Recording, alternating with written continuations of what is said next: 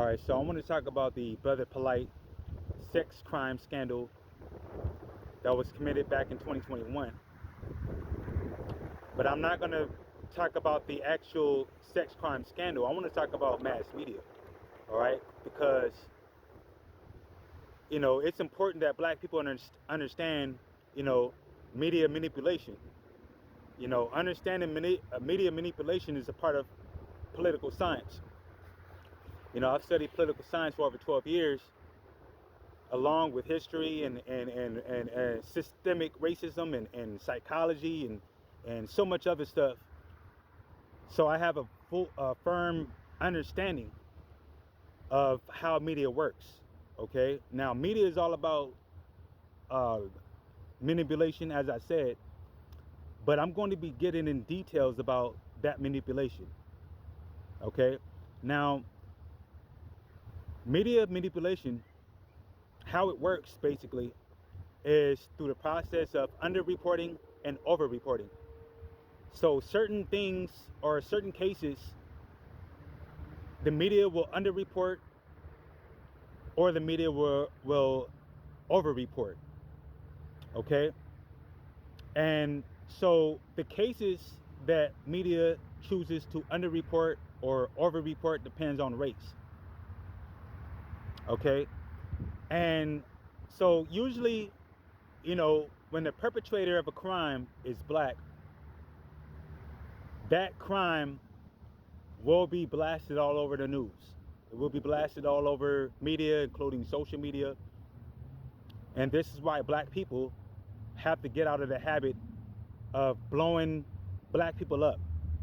Because black people can get in the habit of, participating and blowing up certain cases when a crime is committed by a black person, not knowing that you're feeding into racism. Okay? Now, I want to share the Brother Polight situation because this is a great example of media manipulation. Despite the fact that Brother Polight committed a sex crime against a 14-year-old black girl, still Brother Polight was still a victim to media racism. And I'm going to break this down. So in 2021, when mass media had blasted Brother Polight about the sex crime committed against a 14-year-old black girl, the media did not do that. The media did not blast Brother Polight out of concern for the 14-year-old black girl. I can assure you, the media does not give a damn about black people, including black kids. Okay? The media did not give a damn about that 14-year-old black girl. The media did not give a damn about the 14-year-old black girl or her mother or Brother Polight. The state of Florida did not give a damn about the 14-year-old black girl, her mother, or Brother Polight. Okay? I want to make this clear. The whole court case was not about justice, none of that. Okay? The whole point of media and blasting the Brother Polight sex crime was to stereotype black men as deviant, sex deviants, degenerate, and dangerous, and as rapists. Now, they used Brother Polight to stereotype black men, but the whole motive was to stereotype black men. And Brother Polight simply provided an opportunity for mass media to stereotype black men. Now, let me break this down even more. From 1865 all the way to the 1960s, right? So 1865 was the beginning of Reconstruction, the end of slavery. From 1865 all the way to the 1960s, right? The media has been stereotyping black men as dangerous, as rapists, in order to instill fear in white women. The whole point was to keep white women away from black men. In order to do that, mass media had stereotyped black men as dangerous and as rapists. So by the 1970s, okay, things had shifted. The purpose of mass media by the 1970s was to now instill fear into black women. about black men. The purpose of mass media is to cause conflict and beef and tension among black men and black women. And one of the ways mass media has done that was by stereotyping black men as dangerous, particularly as rapists or as child molesters. Okay? Now, when you look at this Brother Polight situation, the whole intent behind why mass media had blasted and broadcasted Brother Polight and the whole sex crime thing, okay, was to instill fear into black women, particularly black women with teenage daughters. Okay, it was about this whole Brother Polight thing of mass media, displaying the whole sex crime. It was about scaring black women, specifically black women with daughters. Okay? That was the whole motivation behind mass media broadcasting the Brother Polight sex crime scandal back in 2021. So I'm going to share with you guys an example of mass media underreporting and overreporting. Again, reporting bias, which is media manipulation, okay, happens depending on the race of the perpetrator of the crime. Okay, so the whole reason why we all know about this Brother Polight shit and what he did to the 14-year-old black girl, is because mass media intentionally made sure that everybody knew about what Brother Polight did. The media's goal was to make sure everybody knew what Brother Polight did. All right, and again, the whole reason why mass media wanted everybody to see what Brother Polight did was to stereotype black men as monsters. Okay, they simply used Brother Polight to stereotype black men. Again, Brother Polight only presented mass media an opportunity to paint black men in a negative light.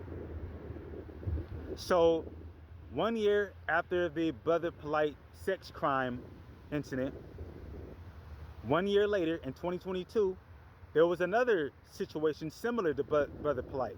However, this case it hardly made it to the news. The reason why is because the perpetrator and the crime I'm about to talk about involved a white male.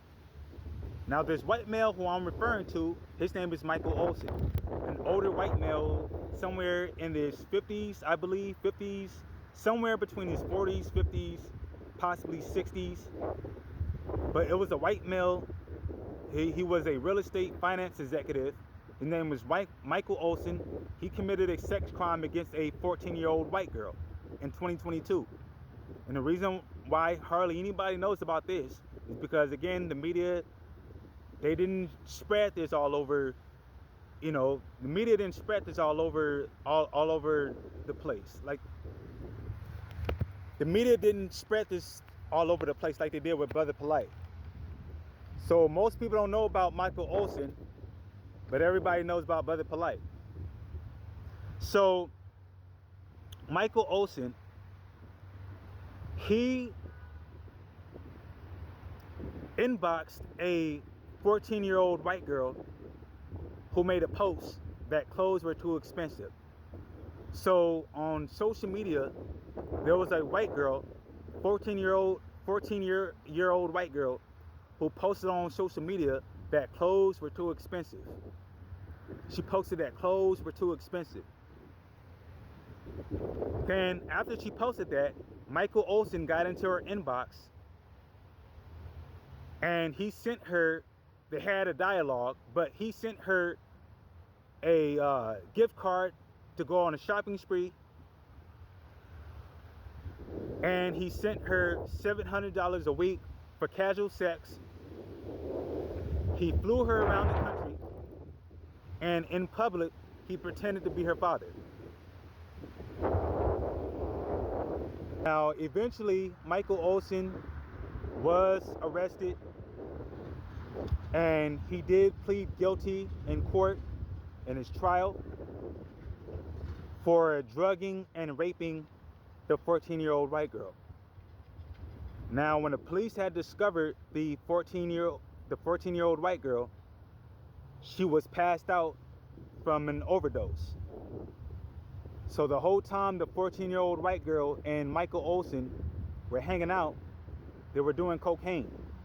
He was supplying the 14-year-old white girl with cocaine.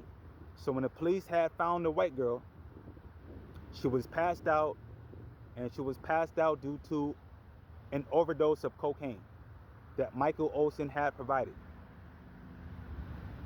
Now, let me share with you guys another situation that hardly made it to the news, that hardly anybody knows about. That's because the perpetrator in this crime was a white male. Let me explain.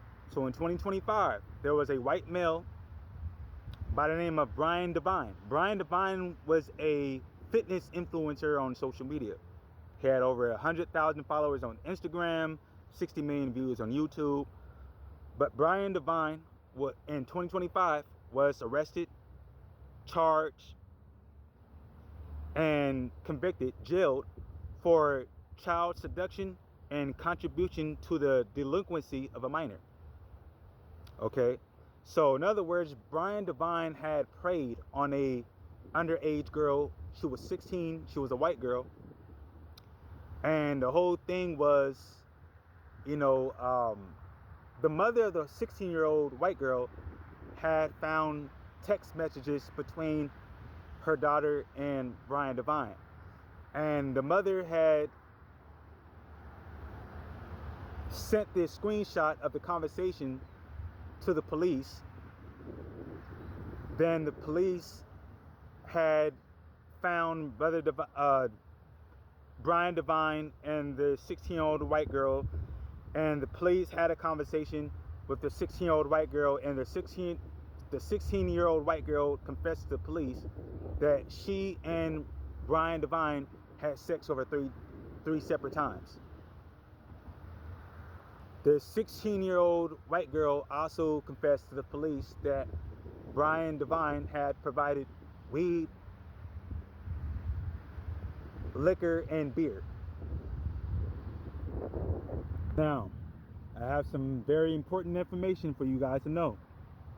Now, in America, 30% of all rape and child molestation cases broadcasted in mass media depict black men. Now remember, black men are only 5% of the American population. But still, 30%. Now remember, black men are only 5% of the American population. But 30% of all rape and child molestation cases blasted in the media depict black men. Okay? Again, that's because media manipulation is all about reporting bias. Okay? So mass media selects which cases they want to broadcast for the world to see. Certain cases the media will underreport, and certain cases the media will overreport. It all depends on the race of the perpetrator of the crime. So, okay, when the perpetrator of the crime, when the crime committer is black, particularly a black male, expect that case to be all over the news, national news, state news, local news. Just like when the crime committer is a white person, specifically a white male, it's not as likely to be all over the news, and not as many people will know about that particular crime because the person who committed the crime was white.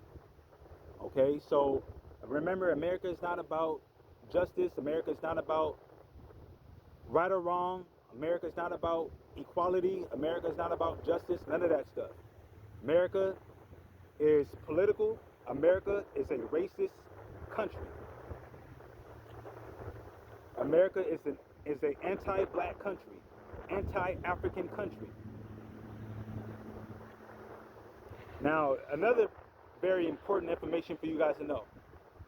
55% of all men serving federal time in prison for rape and child molestation are white. 55% of all men serving federal time in prison in America for rape and child molestation are white. 2/3 of all registered sex offenders in America are white men. Yet and still, 30% of all rape and child molestation cases blasted in mass media depict black men, despite the fact that black men are only 5% of the American population. So what this means is black people have to control and own and regulate our own media channels, our own media networks, and that includes social media. Okay? That way we can do ourselves justice. Okay? We cannot continue to be dependent on white media because they're out to make us look bad. Okay? Mainstream media is out to make black people look bad. So, you know, it makes no sense for black people to be dependent and reliant on America's media. We have to stop being reliant on America's media. Their job is to make us look bad. Whether we are the perpetrator of a crime or victim of a crime, the media's job is to make us look bad. The only way we can turn things around, the only way we can turn our reputation and our image around is if we take initiative. We have to put our foot down. We have to care enough about ourselves. We have to love ourselves enough to create our own media institutions, our own media infrastructure. Okay? Very, very important. So I hope you guys appreciate the information. I hope you guys appreciate the video. Please get in contact with me if you're serious about creating black-owned, black-regulated, black-controlled media. All right? My number is 951-503-4810. My email is wade.andre@gmail.com. Please send me a text message or send me an email message. All right? No hesitation.